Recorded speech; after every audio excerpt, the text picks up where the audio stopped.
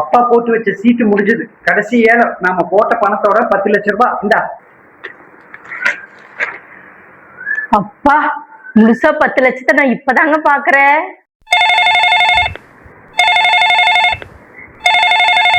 என் தங்கச்சி கூப்பிடுற. சொல்லுமா, எப்படி இருக்க? சரி சரி சரி. ஏய் சீமா கூப்பிட்டியா? அடங்கொக்கமாக்கா, எப்போ? இப்பதானா? சரி சரி சரி சரி, ரொம்ப சந்தோஷம். சரி, திரட்டி இப்ப வைக்கிறீங்களா இல்ல கல்யாணத்தை வச்சுக்கிறீங்களா? இப்ப வச்சிடுறீங்களா? சரி சரி, ஆமா ஆமா, கையோட வச்சு விட்டுருங்க. சரி. ஓ சரி. இப்போ மாமா நீ வர்றீங்களா சொல்றக்கு? வாங்க வாங்க வாங்க. சரிம்மா சரி, வா.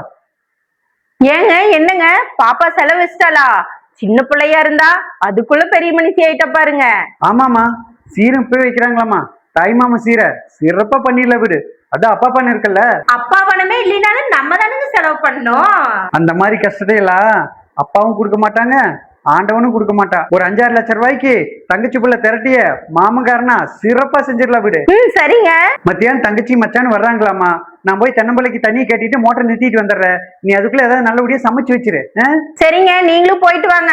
அவங்க வரக்குள்ள நானும் ஏதாவது சமைச்சு வைக்கிறேன். சரிங்களா? சொல்லுமா. என்னம்மா பண்ற? உட்கார்ந்து இருக்கிறமா. மாமா அவர் எங்கயோ கடை வீதி போனாரு. சாப்பாடு பண்ணலையா? மத்தியானம் நங்கையா கூட்டு வந்தாங்க, சாப்பாடு செஞ்ச அதுவே இருந்துச்சு. நங்கையா வந்துச்சா? எதுக்கு வந்தாவோ? உள்ள செலவு வச்சிருச்சு, அதான் திரட்டி வைக்கிறாங்களாம்மா. உங்களுக்கு செலவாகுமே, எவங்கிட்ட போய் கடன் வாங்க போறீங்க? கடன் எல்லாம் எங்கேயும் வாங்க வேண்டியது இல்லம்மா. அவங்க அப்பா சீட்டு போட்டு வச்சிருந்தாரு, அது 10 லட்சம் ரூபாய் வந்திருக்கு. 10 லட்சம் வந்திருக்கா? என்னடி அசால்ட்டா சொல்ற?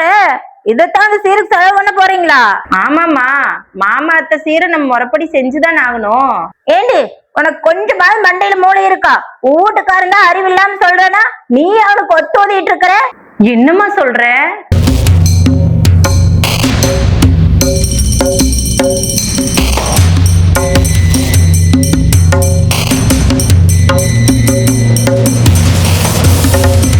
நான் சொன்னதெல்லாம் உனக்கு புரிஞ்சது இல்ல?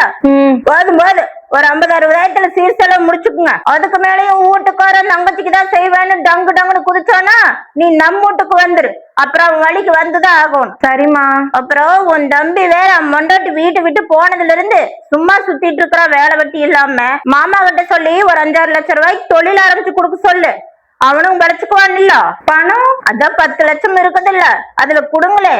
நாளைக்கு அவன் உனக்கு தானே செய்ய போறா. 20 லட்சமா சேர்த்தி கூட செய்ய போறா நாளைக்கு. சரிம்மா, நான் மாமா வந்தோன்னு பேசுறேன். சரி சரி, நான் சொன்னதை ஒழுங்கா கேட்டுக்கிட்டு புத்திசாலித்தனமா நடந்துக்கோ. உங்க ஒப்பனாட்டவே உன் புருஷனும் தங்கச்சிக்கு செய்யறேன்ட்டு வீணா போயிட போறா. என்னமா சொல்ற? நேத்து தங்கச்சி உள்ள திரட்டி நல்லா கிராண்டா நாம முன்னாள் நின்று செய்யலாம்னு சொன்னேன்.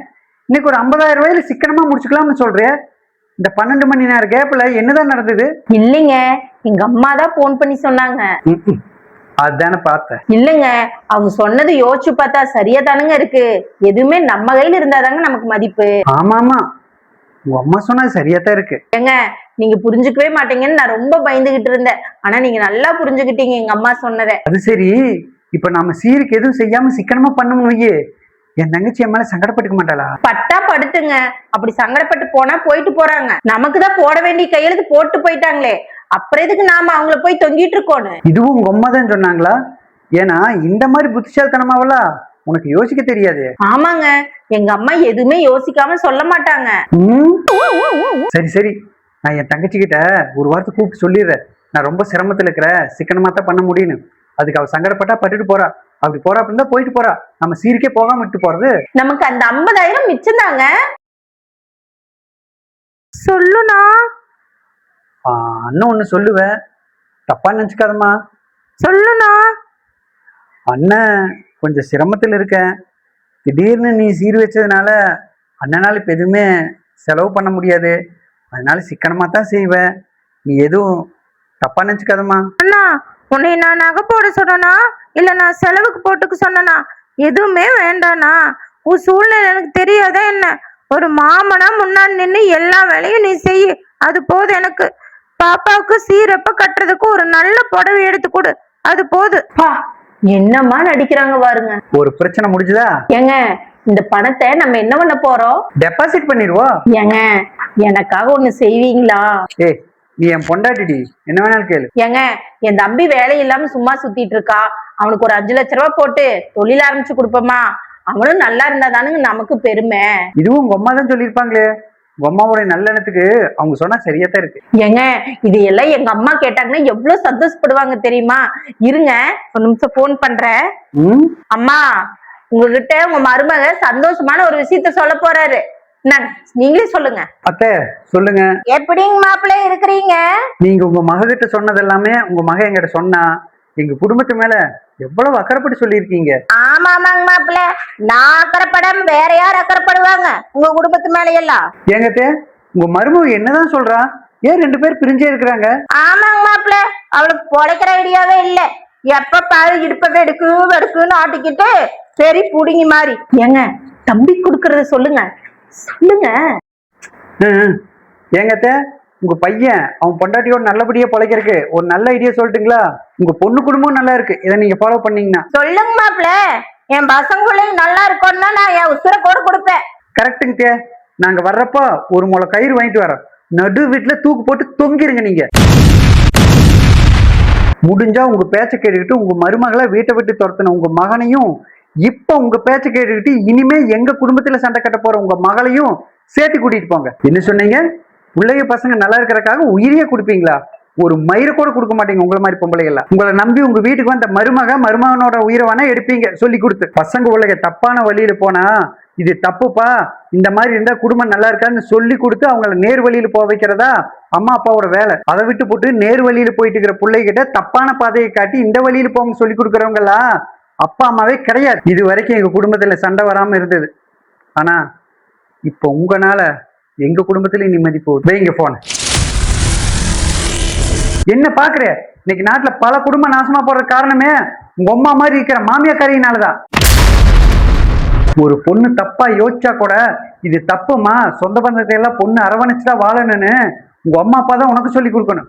ஆனா அப்படியே நடக்குதுங்க. நல்லா போயிட்டு இருக்கிற குடும்பத்துல பொண்ணுகிட்ட தப்பா சொல்லி கொடுத்து குடும்பத்தை கெடுக்கிற அம்மா அப்பா தான் இங்க நிறைய இருக்காங்க. உன் முன்னாடி என் தங்கச்சிக்கு எதுக்காக போன் பண்ண தெரியுமா? பணம் இல்ல, கஷ்டப்படுறேன்னு சொல்லி. அவ எப்படி பேசுறான்னு நீ தெரிஞ்சுக்கணுங்கிற காத்தா. அவ எப்படி பேசினா பார்த்தே இல்ல. ஏன்னா எங்களுடைய வளர்ப்பு அப்படி, எங்க அம்மா அப்பா சொல்லி கொடுத்தது அப்படி. அதை நீ தெரிஞ்சுக்கணும் அப்படிங்கிற காத்தா. எங்க அப்பா சம்பாரிச்ச காசுல ஏன் தங்கச்சிக்கு நான் செய்யக்கூடாதுன்னு உங்க அம்மா உனக்கு சொல்லி தராங்க. மரியாதையும் மதிப்பும் அவங்க நடந்துக்கிறதுல இருக்கு. முடிஞ்சா அது உங்க அம்மாவுக்கு புரிய வை. இது வரைக்கும் உனக்கு எனக்கு எந்த சண்டையும் வந்ததில்லை. உனக்கு தெரியாம நான் எதுவுமே செஞ்சதும் இல்லை. ஒரு குடும்பத்துல எந்த முடிவா இருந்தாலும் புருஷன் பொண்டாட்டி மட்டும்தான் எடுக்கணும். 3வது ஆள் முடிவை கேட்டு அந்த குடும்பம் கந்தரவலமாயிரு. தெரிஞ்சுக்க. போடி. ஏம்மா, இது வரைக்கும் என் குடும்பத்துல சண்டை இல்லாம சந்தோஷமா தான் போயிட்டு இருந்தது. ஒரு நாள் உங்க பேச்சு கேட்டேன், நிலைமை தலையிலா மாறிடுச்சு. சரி ஆயா, உனக்கெல்லாம் நான் போன் பண்ணி புத்தி சொல்ல வச்சிரு போன. திருந்தாத உள்ளங்கள் இருந்தென்ன லாபம்?